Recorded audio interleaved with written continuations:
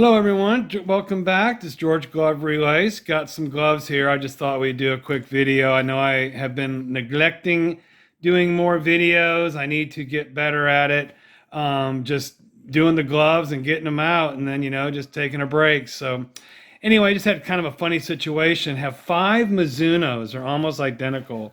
I think they are pretty much identical. All from the same customer. I've already done two. She kept buying them because the lacing would break, and so she'd buy another one.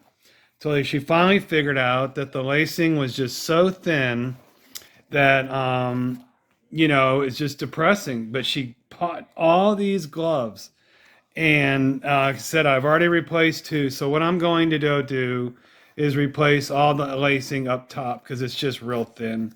I'm not sure what Mizuno's up to. This could be just I have no idea. There's different levels of gloves, but even expensive gloves seem to use inferior lacing.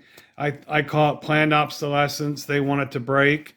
There's no advantage for them to make a glove last a long time because they want you to buy another glove.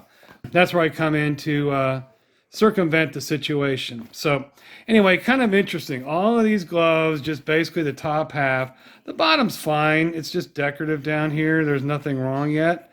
But she's local, so if she needs to, she will bring those back. But that's just kind of funny. I've never seen 7 Mizunos from one customer.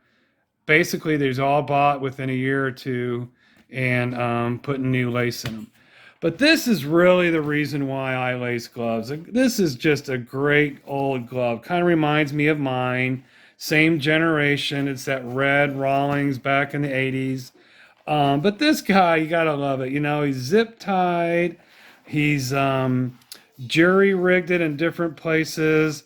And, obviously it's busting out. But there's really nothing wrong with the glove. It looks like heck at the moment.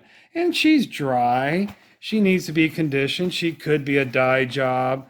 But, I don't think so. It's not quite there yet. But you got to love just keeping them going, keeping them playing until they just go no more. But there's nothing wrong. All these loops are in good shape. I don't recommend using zip ties because they can rip the leather. They're not as giving as leather. That's the advantage of the lacing. It gives. And then if it gives too much, it breaks, as opposed to ripping the leather, which is what the zip tie will do. It won't give. It will start ripping what you don't want to. But, it doesn't have the Rawlings curse of the big rip here. Usually model Rawlings have a defect there. So get these Mizunos done and the Rawlings done, and we'll come back and see how they come out. And we'll stay tuned. Thanks. All right, welcome back, everyone. It's George Glove Relace. Got the Rawlings done. I am so jealous. This is in a really, really good shape for its age. Mine is really, really tired.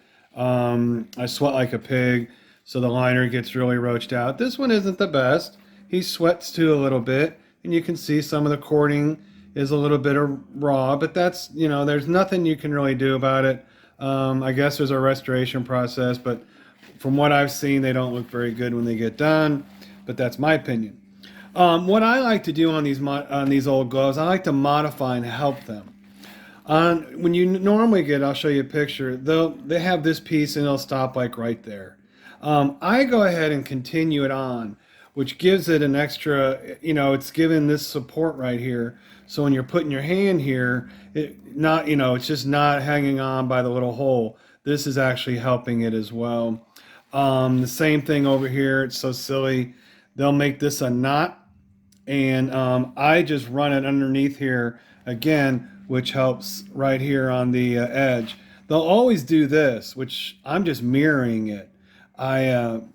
This is always like, if you see any glove is like this, has this, and then I just modify mine to help the cording on this, and then the same over here. It costs me a little more if you think about it. Every 2 or 3 inches I do this on, that's a lace over so many gloves. I always tie long knots too. The customer can always cut them, but if it's like a shoelace. If you get them too short and you can't retie them, it's kind of annoying. But no, I'm really happy how this one came out. Really a good looking glove. Got the other Mizunos done and shipped out. Poor one bought, like I said, bought 7 Mizunos, and I had to repair the top lacing on all of them in black. So and the lacing was really thin. It was really kind of funny how they really put nice leather in Mizunos, but sometimes the lacing can be a little thin. And, you know, I get it. They want it to break and you buy another Mizuno. I don't think they expect you to buy 7 Mizunos like she did in a span of like a year and a half. It was just crazy, her story. It was really kind of funny. But got these other gloves done, got the catcher's mitt done. A lot of times all you need to do is the web, because that's where the pounding comes in. So, but this one came out looking really nice. This one's on my softball team. I haven't got it back to my teammate yet. And this one, we did it, the web and full relace and everything. Customer waiting to pick it up. So anyway, I just want to thank everybody for all your business and your questions and concerns. We like to answer all of them on your glove. If you have an issue, we like to talk about it. This is George at GloveRelace, and thanks for watching.